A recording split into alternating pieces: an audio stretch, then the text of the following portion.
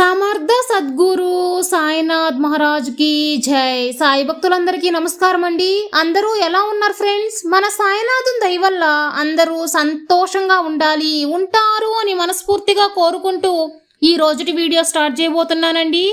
ఇక ఈ రోజు వీడియోలో మనం చూడబోయేది ఏంటంటే, తల్లి నిద్రించే ముందు ఒక్కసారి వినమ్మా. తెల్లవారేసరికి నువ్వు ఎదురు చూడని శుభవార్త అనేది నువ్వు వింటావు బిడ్డ. నువ్వు సంతోషమైన వార్త నీకు చేరుతుంది. ప్రశాంతంగా విని నిద్రపో తల్లి అని చెప్పి బాబాగారు మనకు ఒక మంచి సందేశం తీసుకొచ్చారండి. అది ఏంటి అని చెప్పి మన బాబాగారి మాటల్లోనే విందామా? తల్లి, దేని గురించి కూడా నువ్వు దిగులు చెందకు. ఈ స్థితిని తలచి రేపటిని నిర్ణయించకమ్మా. కాలం నేరం అనేది ఎప్పుడైనా సరే మారిపోతుంది. ఈ రాత్రికి కూడా మారవచ్చు. తెల్లవారితే సంతోషమైన వార్త నీకు అందుతుంది అనే నమ్మకంతో నీ మనసు ఉంచుకో తల్లి.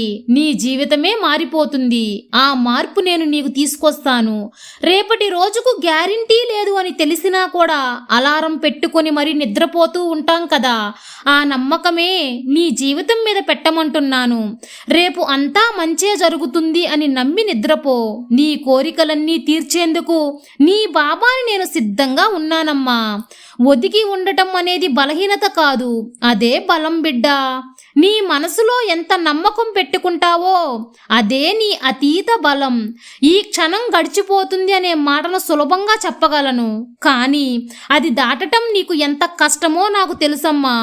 నీ జీవితంలో కొన్ని సందర్భాలను, కొన్ని విషయాలను దాటాలంటే కొంచెం కష్టమైన విషయమే.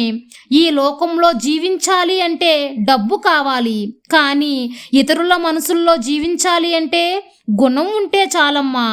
అలాంటి గుణం నీకుంది, నీకు ఉండాలని నీ బాబా ఆశపడుతున్నాను తల్లి. ఒకరికొకరు సాయం చేసుకోవడం గొప్ప విషయం, కానీ దానికి మించిన గొప్ప విషయం ఏంటంటే నువ్వు ఇతరులకు చేసిన సాయం ఎప్పుడూ కూడా మర్చిపోవాలి. ఎప్పుడు సాయం చేస్తావో ఆ క్షణమే నువ్వు మర్చిపో. ఎందుకంటే దానికైనా ఫలితాన్ని నేను నీకు రాసిపెట్టి ఉన్నాను.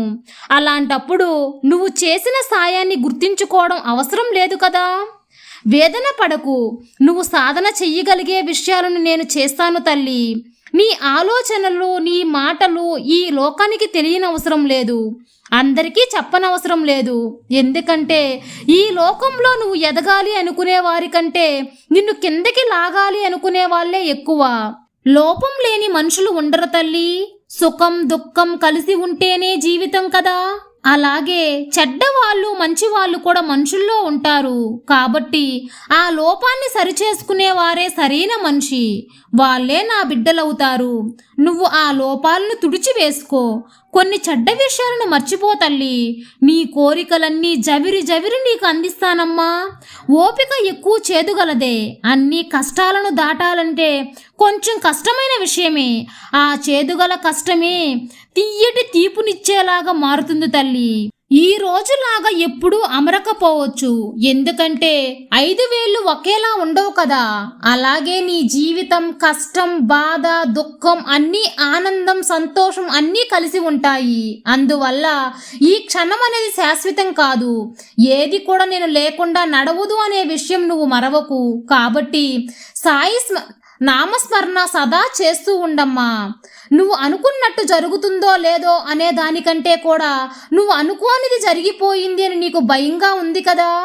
తెలిసింది తల్లి, నీ జీవితంలో హఠాత్తు పరిణామాలు ఏర్పడుతున్నాయి. అనుకోని సంఘటనలు, అనుకోని విషయాలు మాత్రమే జరుగుతున్నాయి. అన్నీ నాకు తెలుసమ్మా. జరిగిలేదే అని కొందరు, జరుగుతుందో లేదో అని మరికొందరు ఉంటారు. కానీ ఈ సాయి బిడ్డవైన నీకు అంతా మంచిగా జరుగుతుంది అని నమ్ము. నీ సాయి నీ వెంటే ఉంటే ఎలాంటి భయమూ అవసరం లేదు తల్లి. నా మీద నమ్మకంతో ఉండు బిడ్డ, అంతా మంచే జరుగుతుంది. నీ సాయి తండ్రి ఎల్లవేళలా నీకు తోడుండగా నీకు భయమెందుకు బిడ్డ. సర్వే జన సుఖినో భవంతు. జై సాయిరాం.